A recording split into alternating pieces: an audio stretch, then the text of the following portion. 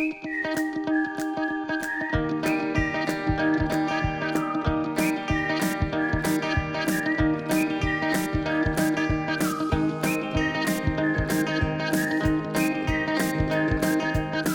to Creative Living, where we help you live your most creative life.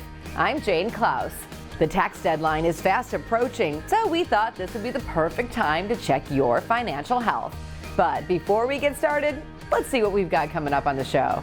We talked to a financial expert about the biggest mistakes people make when it comes to their money, and how entrepreneurs are helping to revitalize their community. Plus, Autotrader's executive editor plugs us into the benefits of hybrid cars. That and more on this episode of Creative Living. Tax season is upon us, and there's no better time to get your finances in order. Joining us to talk about this is Cherise McKenzie, the president of Saturn Wealth. Hi, Cherise. Hi. It's great to have you here today. So tell us about Saturn Wealth. Well, we are a completely independent full-service firm that specializes in retirement and financial planning. And we also have a fiduciary responsibility, which means we have an obligation to be in people's best interests. So essentially, it means we have to invest people's money as if we're investing our own. So what type of services do you offer? We are full service, so we do pretty much everything. So we help people a lot with Social Security because that's a big part of their retirement plan. We also do asset management if people want to be in the stock market and take on that kind of risk. And our biggest goal is always to help people have a very comprehensive, ironclad financial plan. Cherise, tell us, what is the biggest mistake you see people make when it comes to their finances? Well, oftentimes people focus on the accumulation aspect. They focus on growing and building their nest egg for retirement. What they don't think about or plan for is the distribution phase and how they're going to use that money and have it last for them throughout their whole retirement years. So we have access to some software that does a very comprehensive retirement plan. It's like 28 pages long, and it shows people their likelihood of success, factoring in everything in their situation of not running out of money, regardless of how long they live. You also help people with their Social Security benefits. Can you explain that? Yes, we actually do a lot of workshops throughout the community to educate people on Social Security and all of their options, because there are over 567 different ways to file for Social Security, and oftentimes people are leaving $100,000, if not more, on the table in unclaimed benefits simply because they don't know their best option.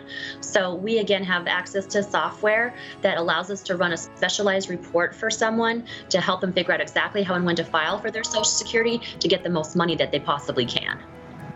And you recommend getting a second opinion when it comes to our finances. Why is that? Yeah, it never hurts to get a second opinion. People always do it when it comes to, an auto repair or a home renovation, but don't often do it when it comes to their finances. So oftentimes we can uncover hidden fees or the fact that people may be taking more risk than they were aware of, or that they're not diversified as they should be. So there's always something that people can learn, just getting an education about what they've been doing currently. And then they can know if they need to be doing anything differently. Yeah, and can you help us get that second opinion? Yeah, we do a lot of second opinions for people, and we do a lot of work through our nonprofit channel where we really focus again on educating people, and you have to know what you have been doing first, and then we can see if there's anything that you might need to change to be able to have the retirement that you've worked so hard to be able to obtain. And we know so many people are switching jobs right now, so how should they handle their old 401ks? Well, it's not generally advisable to leave an old 401k with a previous employer because you don't have any more control over it. They're still charging you to have it there, and you're really limited in your options. So you can roll it over into something like an IRA to get it back in your control and have unlimited options on anything that's available in the marketplace. Great information, Cherise. Thank you so much. Thanks for having me. Absolutely. All right. If you'd like to meet with Cherise from Saturn Wealth to go over your options and what would be best for your unique situation, just head to her website. In Oklahoma City, there's a creative venture that's allowing female entrepreneurs to start businesses, all while helping their community. I am Brittany, and I'm the owner of Spiked, a coffee concept. Spiked Coffee is a coffee cocktail bar. We're actually the first in Oklahoma City. Almost anything you can order at Starbucks, you can get it here. The only difference is you have the option to spike it. Some people like vodka, some people like whiskey, some people like Kahlua, but whatever it is, we have it. COVID definitely identified the need for more black coffee in Oklahoma City. Currently, there are only 2 other black-owned coffee shops in Oklahoma City, and we are the only one that's kind of like in the the main hub of the East Side. And so my whole goal was to provide this side of town with opportunities that were not available prior to 2020. My name is Kaya Pennington. I'm a partner here at Kindred Spirits. Kindred Spirits is a bar located in East Point. What inspired me was actually creating a space after my previous restaurant that I had in Deep Deuce called Urban Roots. I grew up in Northeast Oklahoma City. I'm actually third generation Northeast Oklahoma City resident. And I've traveled this corridor basically every day of my life, and it's looked the same way. So it was really exciting to have an opportunity to be a part of the first retail development to happen in my lifetime on 23rd Street. Female entrepreneurship is important for us as women to be able to mold and mentor the next generation of young girls, because they have to see themselves in these spaces too. It helps them to know that these possibilities are open and opportunities are available for them as well. It's great to be a part of this collection of women. We are all really good friends and have developed a really great working relationship that I think is really going to help East Point thrive long term. That's important also when you're in business, that you find a way to work together and to support each other. This East Point development has been instrumental in helping to rebuild our northeast quadrant of Oklahoma City. Traditionally, when you look at gentrification, it's not done by people in your community. We are making changes. When you have the business owners that have been a part of the community before and continue to stay a part of the community, and then you have their generations of children and family members coming back and being a part of the growth, that's how you see the importance of these particular parts of our community and the revitalization thrive. It gives the younger generation an opportunity to see older people reinvesting in their neighborhood, not just in a commerce way, but in service. We are all working to create a healthier community for our generation and the next. This is now a destination, and that's the most beautiful thing and what makes me most proud of this community. If you're passionate about it, if you love what you're doing, don't let anyone discourage you from following your passion and your dreams. One easy way to help your financial health is to automate your savings. If you set up your paycheck deposits to automatically put a percentage into a savings account, it'll get you on the path to starting an emergency fund or jump-starting your investments. Stick around, there's more creative living coming your way. Electric hybrid plug-in. We break down what would be the best option for your family and the best way to get a home in today's market.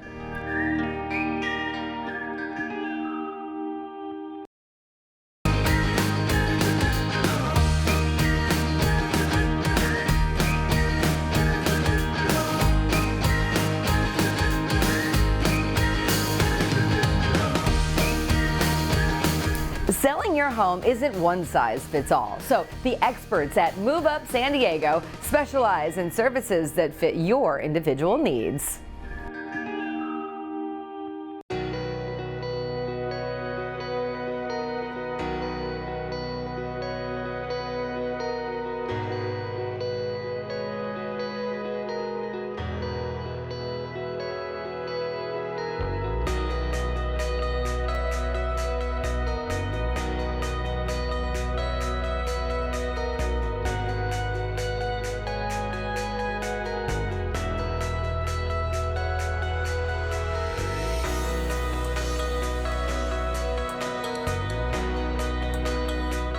We want to be your realtor for life.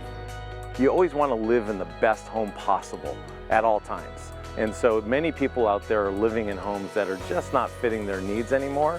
And that's really at the heart of what our business is all about. And for over 20 years now, we've been focused on helping people get to the right property.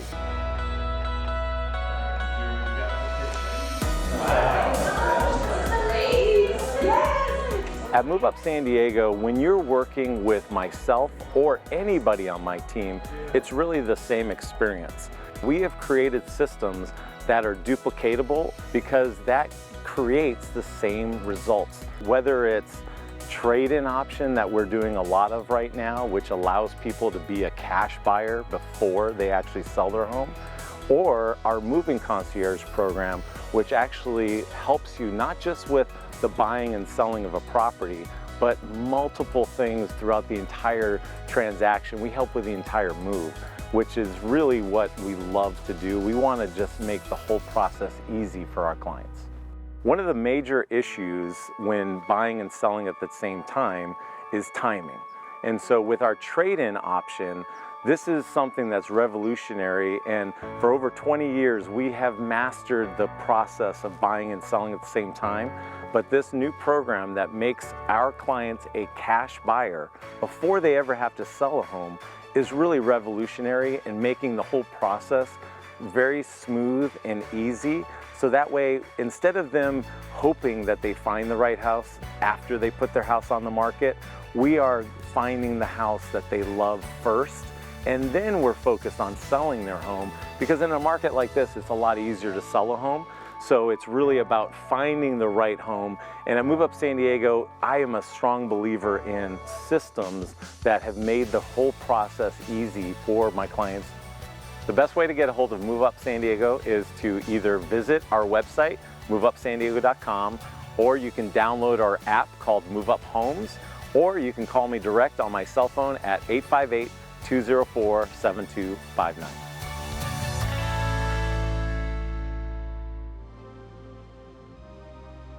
Gas prices don't seem to be lowering anytime soon, so this may be the time to consider a greener option. Here to talk to us about hybrid cars is the executive editor of Autotrader, Brian Moody. Hey, Brian.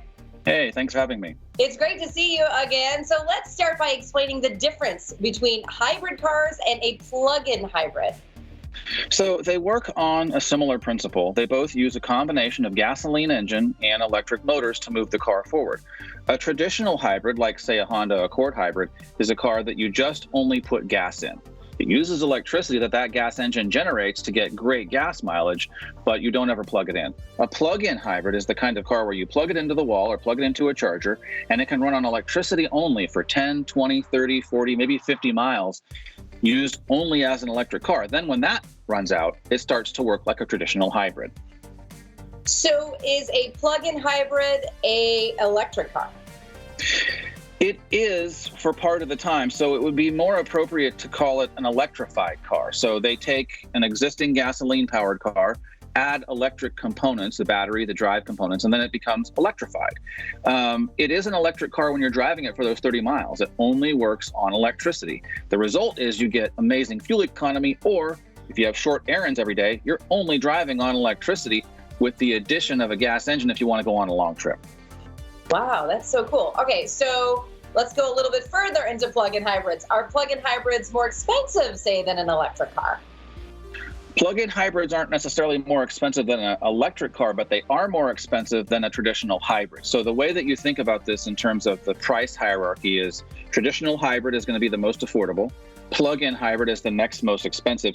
All-electric car is the most expensive. Think like a Tesla or even some of the Hyundais that are all-electric. Those are more expensive typically than an equal car that's a plug-in hybrid.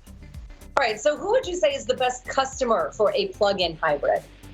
The best person for a plug-in hybrid is a person who has a short commute or who does daily errands around town, say school pickup, shopping, that kind of stuff.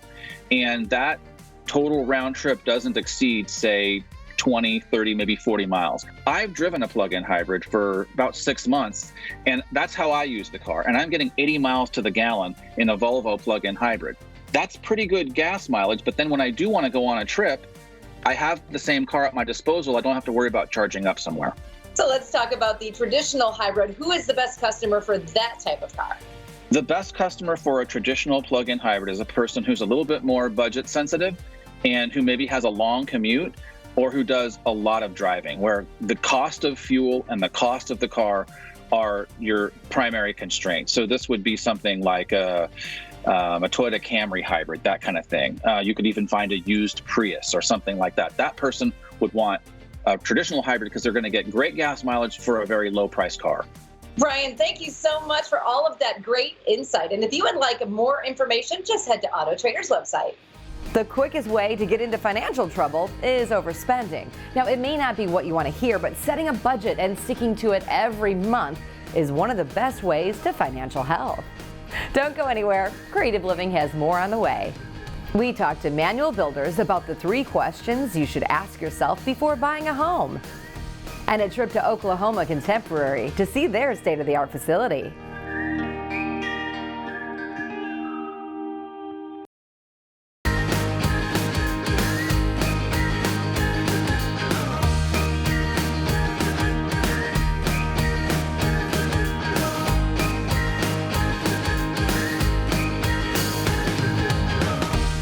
Buying a home can be overwhelming. So before you start the buying process, Manual Builders shares the 3 questions you need to ask yourself so you can get the home that fits your needs.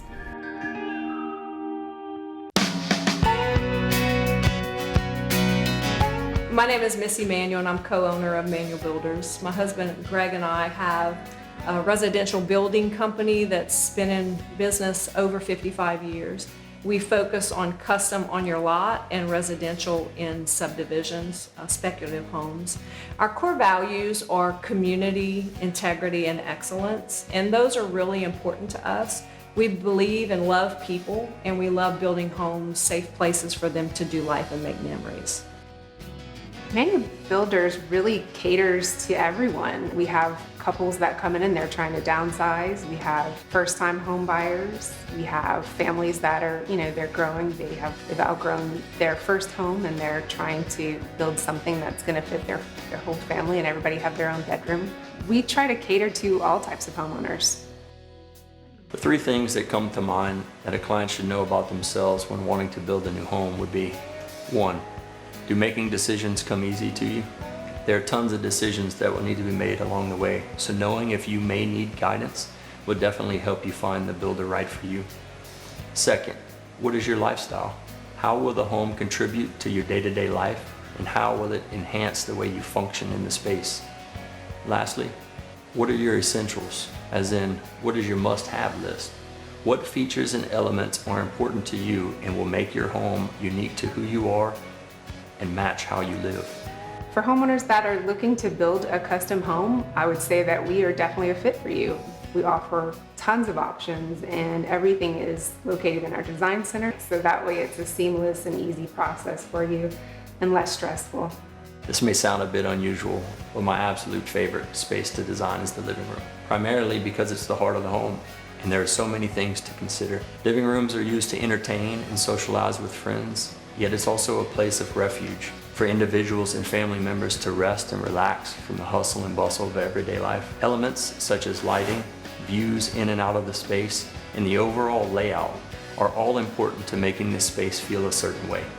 Tailoring that correctly to each homeowner is always very important to me. It's so important for us to connect with the homeowners on a personal level, so that way we can really understand how they live and what they need in their new home. I would think that anytime someone decides to build, they're really looking to create their forever home. Something that really speaks to who they are and something that they can create that really works well for their family and their way of life. When a customer walks into their home for the first time, I want them to be able to see the craftsmanship, and I want them to feel like they're walking into their dream home for the first time. There's more to come on creative living, so stick around. We take you to Oklahoma Contemporary for a tour of their new masterpiece, Folding Light.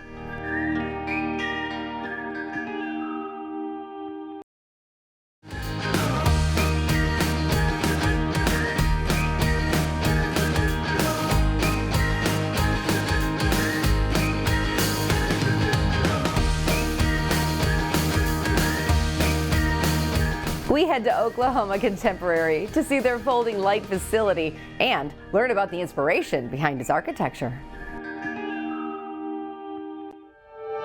The building is called Folding Light because it's the result of how the skin is designed and clad on the exterior of the building. We were looking for a way to make this notion of capturing the light truly real.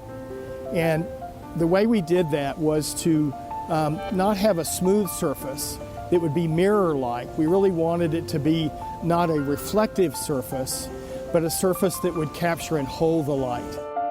And the way to do that was to fold the surface so that it would allow it to hold the light itself. When it's folding, it is holding the light. And as the sun moves around, the light changes. In a folded position, one surface gets a bright light, one surface gets shade. And so those experiences, those changes that go on the exterior of the building as a result of the sun moving, give it its spirit, give it its life. And early on in a sketchbook notion, I was just thinking about what do you do to encourage a building, help a building to capture this light? What do you do? And the way you do it is you try to make the surface not reflective.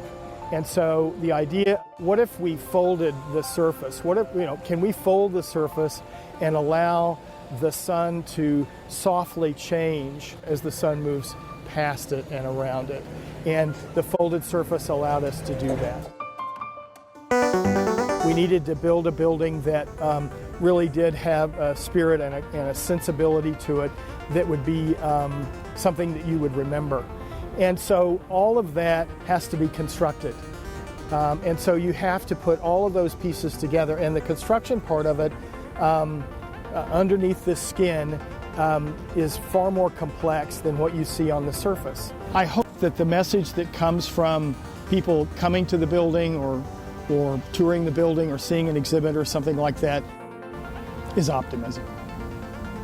That life is a great thing, and that the arts contribute substantially to how we feel about ourselves, how we feel about our families, how we feel about where we are and the location that we are and that sort of thing. And so that optimism, that's what architecture really is an outward symbol of optimism. And I hope that those that come here are also inspired, that if they come in the morning and they see the building turning orange or pink or whatever the case might be, that they think, wow, that is so cool. And so I'm hoping that over time, people will begin to discover these little things that go on that make this building particularly special, make it fit this place, that they can share with their children and say, this is why it is what it is. Thank you so much for joining us here on Creative Living. I'm Jane Klaus. We'll see you next time.